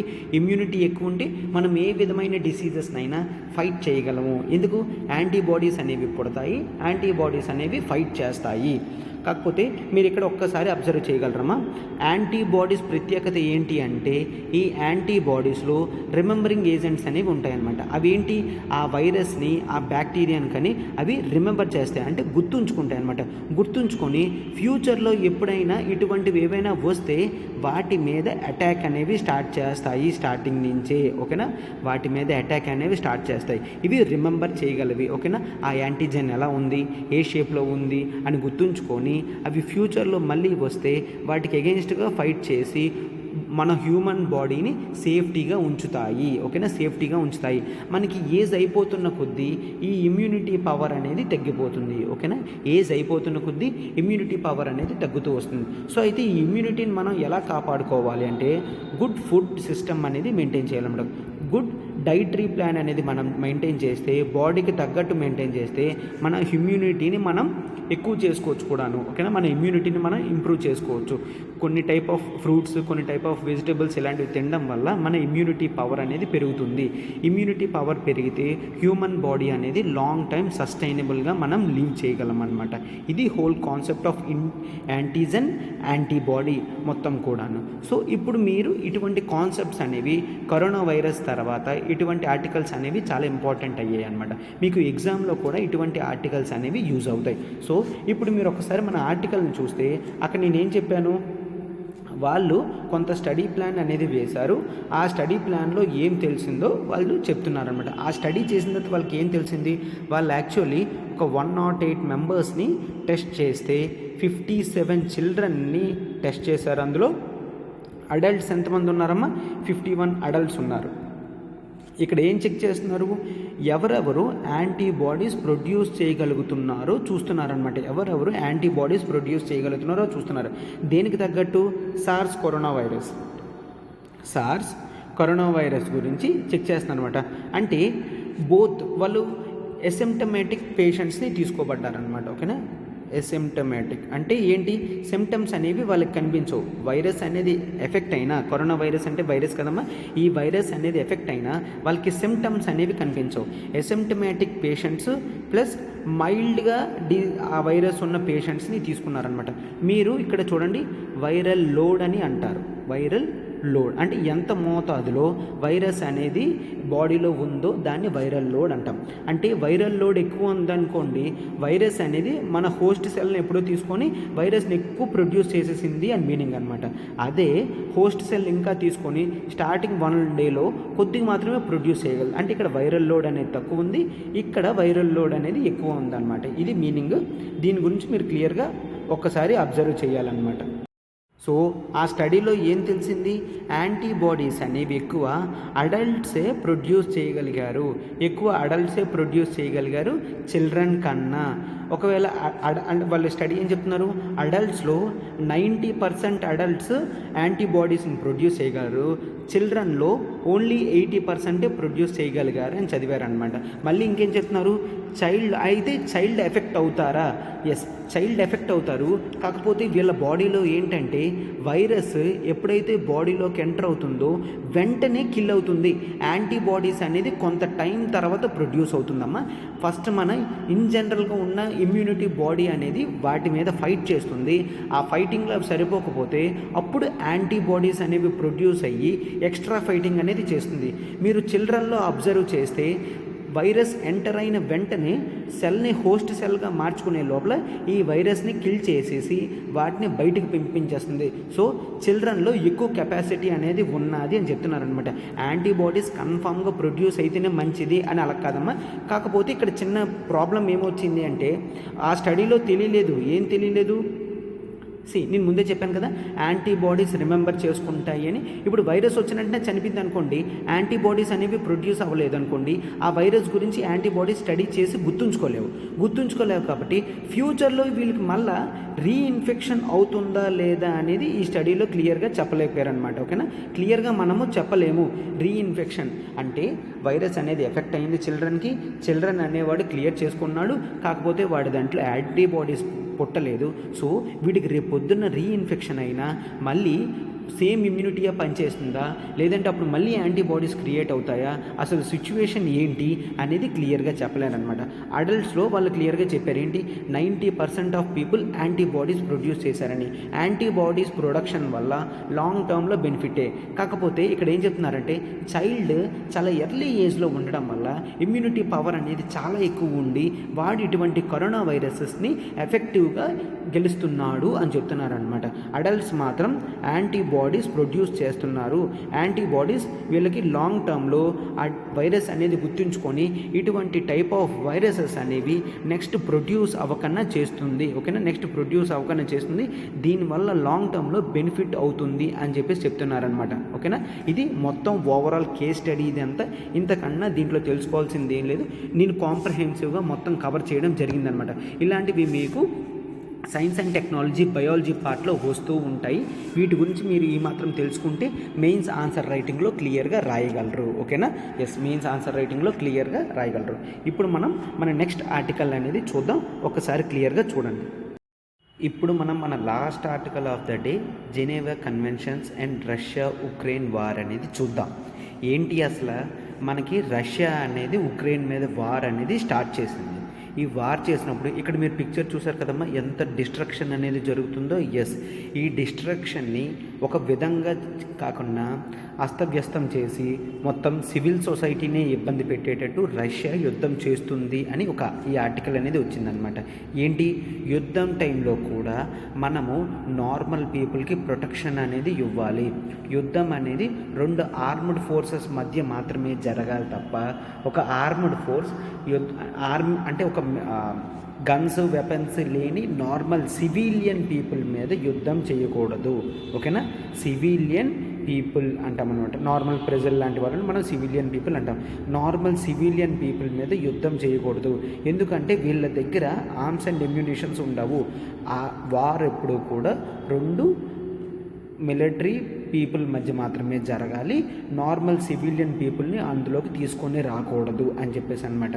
సో వీటికి తగ్గట్టు మనం జెనీవా కన్వెన్షన్స్ అనేవి పెట్టుకోవడం జరిగిందనమాట. ఓకేనా, జెనీవా కన్వెన్షన్స్, దీంట్లో 4 కన్వెన్షన్స్ ఉన్నాయి, అడిషనల్ ప్రోటోకాల్స్ కూడా ఉన్నాయన్నమాట. ఓకేనా, ఈ జెనీవా కన్వెన్షన్స్లో ఎన్ని ఉన్నాయి? 4 కన్వెన్షన్స్ ఉన్నాయి, అడిషనల్ ప్రోటోకాల్స్ కూడా ఉన్నాయి. ఇది ఎప్పటి నుంచి? ఇది సిరీస్ ఆఫ్ కన్వెన్షన్స్ అమ్మ. 1866 నుంచి 1864 నుంచి 1900 చూడండి ఒకసారి 77. ఓకేనా, 1864 నుంచి 1977 వరకు మనకి Geneva conventions and additional protocols అనేవి రావడం జరిగిందనమాట. ఓకేనా, సో వీటిని మనం ఫస్ట్ క్లియర్ కట్గా నేర్చుకున్న తర్వాత అప్పుడు మనం ఆర్టికల్లో ఏముందో చూద్దాం. ఈ కన్వెన్షన్స్ అన్నీ నేను ఇవ్వడం జరిగింది. దాన్ని మీరు నీట్గా ఒక బుక్లో, కరెంట్ అఫైర్స్ బుక్లో కానీ లేదంటే వేరే పేజ్లో కానీ నీట్గా రాసుకోండి. ఇవి మీరు మెయిన్స్ ఆన్సర్ రైటింగ్ అప్పుడు మీకు చాలా బాగా యూజ్ అవుతుందమ్మా. ఓకేనా, సో ఇప్పుడు వరకు కాంటెక్స్ట్ ఏంటి? ఎవరైనా కంట్రీస్ యుద్ధం చేసుకున్నప్పుడు నార్మల్ ఇన్ఫ్రాస్ట్రక్చర్ని ఏ విధమైన డిస్ట్రక్షన్ చేయకూడదు. ఆర్మీ అంటే పీపుల్ ఎవరి దగ్గర అయితే వెపన్స్ ఉండవో వాళ్ళ మీద అటాక్ చేయకూడదు. సో మళ్ళీ ఇంకా వార్ క్రిమినల్స్ని, వార్ క్రైమ్స్ అనేది చేయకూడదు. ప్రిజనర్స్ ఆఫ్ వార్ని ఏ విధంగా ట్రీట్ చేయాలి, మెడికల్ సప్లైస్ అనేవి ఎలా ఇవ్వాలి, ఇవన్నీ కూడా ఆ కన్వెన్షన్లో చెప్పడం జరిగింది అనమాట. ఈ జెనీవా కన్వెన్షన్స్ని లిటరల్లీ 196 కంట్రీస్ రాటిఫై చేసాయి. అంటే 196 కంట్రీస్ ఓకే చేసాయి. అంటే నియర్లీ మ్యాక్సిమం ఉన్న కంట్రీస్ అన్నీ కూడా ఓకే చేశాయి. సరే, అయితే రష్యా ఓకే చేసిందా? రష్యా 1991 తర్వాత రష్యా అమ్మ. దాని ముందు యుఎస్ఎస్ఆర్ అంటాం. ఈ కన్వెన్షన్స్ అన్నీ యుఎస్ఎస్ఆర్ ఓకే చేసింది. ఎందుకు? లాస్ట్ కన్వెన్షన్ వరకు ప్రోటోకాల్స్ వరకు ఎప్పుడమ్మా 1977, అప్పుడు యుఎస్ఎస్ఆర్. సో యుఎస్ఎస్ఆర్ సైన్ చేసింది. సో కొంతమంది ఏం భయపడుతున్నారంటే రష్యా చెప్పచ్చు, ఏం చెప్పచ్చు, మేము సంతకం పెట్టలేదు, యుఎస్ఎస్ఆర్ సంతకం పెట్టింది, సో దానికి మాకు సంబంధం లేదు, మేము ఈ కన్వెన్షన్స్లో సభ్యులం కాదు అని చెప్తుందేమో అని భయంతో ఉంటున్నారనమాట. ఎందుకు? యాక్చువల్లీ ఈ కన్వెన్షన్స్ బట్టి ఎవరైనా తప్పు చేస్తే వాళ్ళు ఎక్కడికి వెళ్ళాలమ్మా? ఒకసారి ఐసిసి అంటాం అనమాట, ఇంటర్నేషనల్ క్రిమినల్ కోర్ట్. ఓకేనా, ఇంటర్నేషనల్ క్రిమినల్ కోర్ట్ ఇదేం చూస్తుంది? వార్ క్రైమ్స్ని చూస్తుందమ్మా. ఓకేనా, వార్ క్రైమ్స్ని చూస్తుందన్నమాట. ఎవరైనా వార్ క్రైమ్స్ చేస్తే ఆ పీపుల్కి వాళ్ళకి కోర్ట్ ఏమో ఉంచి శిక్ష అనేది వేస్తుందన్నమాట. అది ఇంటర్నేషనల్ క్రిమినల్ కోర్ట్ చేస్తుంది, వార్ క్రైమ్స్కి చూస్తుంది అనమాట.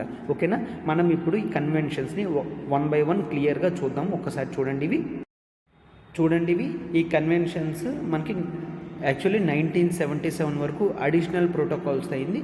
బట్ ఈ కన్వెన్షన్ ట్రీటీస్ మాత్రం 1949కి ఫార్మలైజ్ చేయడం జరిగిందనమాట. ఓకేనా, ఇదేంటి? వైడ్లీ యాక్సెప్టెడ్, అందరూ ఒప్పుకునేలా ethical and legal international standards అనమాట. ఇది ఒక ethical and legal international standards. దీనికి హ్యుమానిటేరియన్ ట్రీట్మెంట్, నేను ఫస్ట్ నుంచి చెప్తున్నాను కదా, హ్యుమానిటేరియన్ ట్రీట్మెంట్ అని. అంటే ఎవరైనా పట్టుపడితే వాళ్ళని హ్యుమానిటేరియన్గా ట్రీట్మెంట్ అనేది చెయ్యాలి అని మీనింగ్ అనమాట. మెయిన్ ఫోకస్ ఏంటమ్మా దీని మీద? Non combatants. అంటే చూసారు కదా, జెనీవా కన్వెన్షన్స్లో మిలిటరీ పీపుల్ వస్తారా అంటే నో, ఓన్లీ నాన్ కాంబాటెంట్స్ అంటే నాన్ మిలిటరీ సివిలియన్ పీపుల్, ఇంకా ప్రిజనర్స్ ఆఫ్ వార్. ఎవరైతే యుద్ధం చేస్తూ, ఇప్పుడు చూడండి, ఏ అనే మిలిటరీ పీపుల్ బి అనే కంట్రీ మిలిటరీ పీపుల్తో యుద్ధం చేస్తున్నారు. ఇప్పుడు ఏ నుంచి కొంతమంది పట్టుబడి బి వాళ్ళు ప్రిజన్లో వేస్తారనమాట. ఇలాంటి వాళ్ళని మనం ప్రిజనర్స్ ఆఫ్ వార్ అని అంటామన్నమాట. వాళ్ళని ఏ విధంగా ట్రీట్ చేయాలి అనేది ఉంటుందన్నమాట. అండ్ కన్వెన్షనల్ వెపన్స్ కానీ బయలాజికల్ ఆర్ కెమికల్ వెపన్స్ కానీ వాళ్ళ మీద యూజ్ చేయకూడదు అనేది కూడా ఉంది. అది క్లియర్గా మనకి హేగ్ కన్వెన్షన్లో, అంటే జెనెవా కన్వెన్షన్స్లోనే ఒక convention Hague conventions and Geneva protocol చెప్తుంది అనమాట. ఏం చెప్తుంది? మనము బయోలాజికల్ అండ్ కెమికల్ వెపన్స్ అనేవి నాన్ కాంబాటెంట్స్, అంటే సివిలియన్ పీపుల్ మీద, ప్రిజనర్స్ ఆఫ్ వార్ మీద యూజ్ చేయకూడదు. Chemical weapons conventions, biological weapons కన్వెన్షన్తో అసలు ఎప్పుడూ కూడా ఈ వెపన్స్ అనేవి స్టాక్ చేయకూడదు, ఉండకూడదు అని కూడా మన ఆర్టికల్లో క్లియర్గా చెప్పడం జరిగింది కదా. సో ఇప్పుడు మనం కన్వెన్షన్స్ అని 1 by 1 చూద్దాం. ఒక్కసారి చూడండి, ఇక్కడ నీట్గా రాయండి అమ్మా. ఫస్ట్ జెనీవా కన్వెన్షన్ దేని గురించి మాట్లాడుతుంది? ఇది సిక్ సోల్జర్స్ని ల్యాండ్ మీద యుద్ధం జరుగుతున్నప్పుడు సిక్ మరియు వూండెడ్ సోల్జర్స్ని ప్రొటెక్ట్ చేస్తుంది అనమాట. ఓకేనా? సిక్ మరియు వూండెడ్ సోల్జర్స్ని ప్రొటెక్ట్ చేస్తుంది. ఆ జెనెవా కన్వెన్షన్, ఫస్ట్ జెనెవా కన్వెన్షన్స్లో ఆ సిక్ అండ్ వూండెడ్ సోల్జర్సే కాదు, మెడికల్ పీపుల్ వస్తారు కదమ్మా హెల్ప్ చేయడానికి, ఈ వూండెడ్ పీపుల్కి వాళ్ళకి, మళ్ళీ ఇంకా రిలీజియస్ పీపుల్ వస్తారు కదా వాళ్ళకు కూడా ఇలాంటివి వర్తిస్తాయి. వాళ్ళతో వచ్చిన మెడికల్ యూనిట్, మెడికల్ ట్రాన్స్పోర్ట్ కూడా ఫస్ట్ జెనీవా కన్వెన్షన్స్ కింద వాళ్ళకి ప్రొటెక్షన్ అనేది లభించాలి. అంటే యుద్ధం చేస్తున్నప్పుడు నువ్వు మిలిటరీ పర్సనల్తోనే యుద్ధం చేయి తప్ప గాయపడిన సోల్జర్స్తో యుద్ధం చేయకూడదు. మెడికల్ ట్రీట్మెంట్ తీసుకుంటున్న సోల్జర్స్తో మీరు యుద్ధం చేయకూడదు. మెడికల్ ట్రీట్మెంట్ ఇచ్చే పీపుల్ని, మళ్ళీ రిలీజియస్ పీపుల్ని ఆ యుద్ధంలోకి లాగకూడదు అని ఫస్ట్ జెనీవా కన్వెన్షన్ క్లియర్గా చెప్తుంది అనమాట. అంటే వీళ్ళకి ప్రొటెక్షన్ అనేది ఫస్ట్ జెనీవా కన్వెన్షన్ ఇస్తుంది. అయితే సెకండ్ జెనీవా కన్వెన్షన్ చూడండి, ఇది ఎవరికి ప్రొటెక్షన్ ఇస్తుంది అంటే పీపుల్ ఎట్ వార్ అనమాట. వూండెడ్, సిక్, షిప్ రెక్డ్ అంటే షిప్ బ్రేక్ అయిపోయి ఉన్న పొజిషన్లో ఉన్న మిలిటరీ పీపుల్, అంటే ఇది మొత్తం ఇది ల్యాండ్ మీద అయితే first convention. Second convention sea మీద అయ్యే వార్లో ఉన్న వూండెడ్, సిక్, షిప్ రెక్డ్ పీపుల్ని మనము ప్రొటెక్ట్ చేయాలి అని చెప్పేసి సెకండ్ జెనీవా కన్వెన్షన్ అనేది పెడుతుందన్నమాట. ఇంకేంటి సేమ్ అదేవిధంగా హాస్పిటల్ అంటే ships which converted for hospital, అంటే హాస్పిటల్ షిప్స్ లాంటివి, మెడికల్ ట్రాన్స్పోర్ట్ బై సీస్, ఇటువంటి వాటివన్నిటికీ కూడా మనం ప్రొటెక్షన్ ఇవ్వాలి అని జెనీవా కన్వెన్షన్ చెప్తుందన్నమాట. అంటే ఏదైనా కంట్రీ దీన్ని యాక్సెప్ట్ చేసింది అంటే ఎస్ ఇటువంటి వాళ్ళకి ప్రొటెక్షన్ ఇవ్వాలి తప్ప వాళ్ళ మీద యుద్ధం చేయకూడదు, సీలో ఇటువంటి వాళ్ళకి ప్రొటెక్షన్ ఇవ్వాలి తప్ప యుద్ధం చేయకూడదని సెకండ్ జెనీవా కన్వెన్షన్ అనేది చెప్తుంది. ఇప్పుడు థర్డ్ అండ్ ఫోర్త్ చూద్దాం, ఒక్కసారి క్లియర్గా చూడండి. థర్డ్ కన్వెన్షన్ ఏది చూస్తుంది చూడమ్మా, ప్రిజనర్స్ ఆఫ్ వార్. చెప్పాను కదా ప్రిజనర్స్ ఆఫ్ వార్ అని, కొంతమంది వార్ చేస్తున్న వాళ్ళు మిలిటరీ పీపుల్ వేరే కంట్రీ వాళ్ళకు పట్టుబడ్డారనుకోండి, వాళ్ళని ప్రిజనర్స్ ఆఫ్ వార్ అంటాం. వాళ్ళని హింసించకూడదు, వాళ్ళ మీద ఎటువంటి వైలెన్స్ అనేది ఉపయోగించకూడదు అని చెప్పేసి చెప్తున్నారనమాట. వాళ్ళకి హ్యుమానిటేరియన్ ట్రీట్మెంట్ అని ఇవ్వాలి. Okay, maintenance and equality across prisoners, ఉన్న ప్రిజనర్స్ అందరినీ ఒకలాగే చూడాలి తప్ప వాళ్ళల్లో వాళ్ళకి డిఫరెన్స్ అనేది మనం చూపించకూడదు. ఓకేనా? మళ్ళీ ఇంకా ఈ transit camps, food, clothing, medicines, మంచి హైజీన్ ఎన్విరాన్మెంట్, వాళ్ళ right to religious, intellectual and physical activities of prisoners అన్నీ కూడా థర్డ్ జెనీవా కన్వెన్షన్ అనేది ప్రొటెక్ట్ చేస్తుంది. ఓకే, వాళ్ళు దొరికారు కదా అని వాళ్ళ చేత ఇష్టం వచ్చినట్టు వర్క్స్ చేయడం కానీ అలాంటివి చేయకూడదు. ఎందుకు? ఇన్ జనరల్గా ప్రిజనర్స్ ఆఫ్ వార్ ఉపయోగించుకొని పీపుల్ అనేవాళ్ళు ఎక్స్చేంజ్ చేసుకుంటారు. అంటే ఏంటి? ఇప్పుడు చూడండి, ఏ నుంచి కొంతమంది బీకి పట్టుబడ్డారు, బి నుంచి కొంతమంది ఏకి పట్టుబడ్డారు. యుద్ధం అయిపోయిన తర్వాత వీళ్ళ పీపుల్ వీళ్ళకి ఎక్స్చేంజ్ చేసుకుంటారు. సో అందుకని ఈ ప్రిజనర్స్ ఆఫ్ వార్ని ఏ విధమైన ఇబ్బంది కూడా పెట్టకూడదు అని చెప్పేసి ఈ థర్డ్ జెనీవా కన్వెన్షన్ చెప్తుందన్నమాట. ఓకేనా? వాళ్ళని ఏ విధంగా చూడాలి, మంచి ఫుడ్ ఇవ్వాలి, వాళ్ళు ఏ రిలీజన్ అయితే దాన్ని ఫాలో అవడానికి ఇవ్వాలి, మంచి ఫుడ్, క్లోతింగ్, మెడిసిన్ హైజీన్గా ఉంచాలి అని చెప్పేసి థర్డ్ జెనీవా కన్వెన్షన్ చెప్తుంది. సో ఇప్పుడు ఫోర్త్ జెనీవా కన్వెన్షన్ ఏం చెప్తుందంటే, ఇది మెయిన్ అప్పటికప్పుడు మిలిటరీ పీపుల్ సివిలియన్స్ని ఎలా చూడాలి. ఇంతవరకు మనం ఎవరిని చూసామమ్మా? ఫస్ట్ వూండెడ్ వాళ్ళ మిలిటరీ పీపుల్ వాళ్ళని చూసాం, థర్డ్ జెనీవా కన్వెన్షన్లో ప్రిజనర్స్ ఆఫ్ వార్ చూసాం, ఫోర్త్ జెనీవా కన్వెన్షన్ గురించి మొత్తం article. Fourth Geneva convention civilians గురించి, ఎవరైతే ఆ టెరిటరీలో సివిలియన్స్ ఉన్నారో వాళ్ళ మీద అని చెప్పేసి అనమాట. సో ఇప్పుడు ఇంకొన్ని ఎక్స్ట్రా ప్రోటోకాల్స్ ఉన్నాయి ఫోర్త్ జెనీవా కన్వెన్షన్ గురించి, ఇంకొద్ది క్లియర్గా చూడండి ఒకసారి. ఆ టెరిటరీస్లో ఆక్యుపైడ్ టెరిటరీస్లో ఎవరున్నారో అక్కడున్న పీపుల్కి అంటే సివిలియన్ పీపుల్కి హ్యుమానిటేరియన్ ప్రావిజన్స్ అనేవి మనం ఇవ్వాలి. దొరికారు కదా అని వాళ్ళని చంపడం కానీ జనరల్గా వార్ క్రైమ్స్ అంటాం. అంటే ఏంటి, ఉమెన్ దొరికితే రేప్ చేయడం, చిన్నపిల్లలు ఉంటే చంపడం, ఇలాంటివి అనేవి చేయకూడదు. అవి వార్ క్రైమ్స్ అని అంటాం అనమాట. ఇటువంటి వార్ క్రైమ్స్ చేస్తే ఆల్రెడీ చెప్పాను కదా ఇంటర్నేషనల్ క్రిమినల్ కోర్ట్ అనేది శిక్ష అనేది విధిస్తుంది అనేసి. ఎస్, 4th కన్వెన్షన్లో జనరల్ సివిలియన్ పీపుల్ మీద ఆర్టికల్ అనమాట. ఇప్పుడు చూడండి, మన ఆర్టికల్లో కూడా ఏం డిస్కస్ చేస్తున్నారంటే రష్యా వార్ ప్రకటించింది. రష్యా తనంతటా తాను చెప్పుకుంటుంది, మేము ఏ విధంగా అలాంటి వాళ్ళని ఇబ్బంది పెట్టట్లేదు, మేము ఈ కన్వెన్షన్స్ తగ్గట్టే వెళ్తున్నామని. కాకపోతే ఎవిడెన్సెస్ చూస్తే రష్యా సివిలియన్ పీపుల్ పైన కూడా అటాక్ చేస్తుంది అని ఎలిగేషన్స్ కూడా ఉన్నాయన్నమాట. సో ఇట్లాంటివి చేస్తే చాలా ఇబ్బంది కదా. వార్ క్రైమ్స్ అనేవి లాంగ్ టర్మ్లో చాలా ఇబ్బంది తీసుకొస్తాయి. ఒకవేళ రేపు పొద్దున్న డైలాగ్స్తో అంటే మాట్లాడుకొని ఒక ఇష్యూ సాల్వ్ అయినప్పటికీ కూడా అప్పటికి చాలా మందికి చాలా ఆస్తి నష్టం జరుగుతుంది, ఇన్ఫ్రాస్ట్రక్చర్ పోతుంది, సొసైటీ అనేది డ్యామేజ్ అవుతుంది, ఎంప్లాయ్మెంట్ పోయి మొత్తం నేషన్ మొత్తం అల్లకల్లోలం అయిపోతుంది. ఇంతవరకు వస్తుంది. కాబట్టి నార్మల్ పీపుల్ని మనం ఏ విధంగా ఇబ్బంది పెట్టకూడదు అని చెప్పేసి ఈ కన్వెన్షన్స్ అనేవి తయారు చేయడం జరిగిందనమాట. సో ఇప్పుడు చూడండి, ఒకసారి రష్యా కూడా చెప్తుంది, ఇప్పుడు నేను కాదు చాలా కంట్రీస్ ముందు చేసినప్పటివి కూడా అవి కూడా ఈ వార్ క్రైమ్స్ అనేవి చేశాయి అని ఎలిగేషన్ అనేది చెప్తుంది. బట్ లాంగ్ టర్మ్లో చూస్తే పీస్ అనేది ముఖ్యం తప్ప వార్ అనేది పర్మనెంట్గా కాదు. వార్ పర్మనెంట్గా ఎవరైనా అలా చేస్తూ ఉండగలరమ్మా, ఇయర్స్ ఆన్ టుగెదర్ ఎవరు చేయలేరు. బట్ పీస్ అనేది ఎస్టాబ్లిష్ చేస్తే పీస్ అనేది సస్టైనబుల్గా లాంగ్ టర్మ్లో దీన్ని మెయింటైన్ చేయొచ్చు అని చెప్పి చెప్పడం జరుగుతుందంట. మీరు హొరైజన్ ఒక్కసారి చూడండి, ఓవర్ లెవెల్ కాంప్రహెన్సివ్గా మీరు అండర్స్టాండింగ్ చేసుకుంటే ఈ కన్వెన్షన్స్ అనేవి హ్యూమన్ ప్రొటెక్షన్ గురించి, నార్మల్ సివిలియన్ పీపుల్ గురించి, ఆర్మీ వాళ్ళే యుద్ధం చేయాలి, మిగిలిన పీపుల్ని ఇబ్బంది పెట్టకూడదు అని చెప్పేసి ఈ ఆర్టికల్ పూర్తిగా ఇవ్వడం జరిగిందమ్మా. మనం బ్యాక్గ్రౌండ్తో సహా మొత్తం క్లియర్ చేయడం జరిగింది. నేను ఇందాక క్వశ్చన్ కూడా అడిగాను, ఇంటర్నేషనల్ స్పేస్ స్టేషన్ చైనా తనంతటా తను ఓన్గా పెట్టుకుంటుంది. అది ఒకసారి గూగుల్ చేసి కింద మీరు కామెంట్ బాక్స్లో పెట్టండి, దాని నేమ్ ఏంటి అనేది పెట్టండి. ఎస్, ఆర్టికల్స్ అనేవి మనం తీసుకున్నవన్నీ ఫుల్ ఫ్లెడ్జ్డ్గా కవర్ చేయడం అయితే జరిగింది.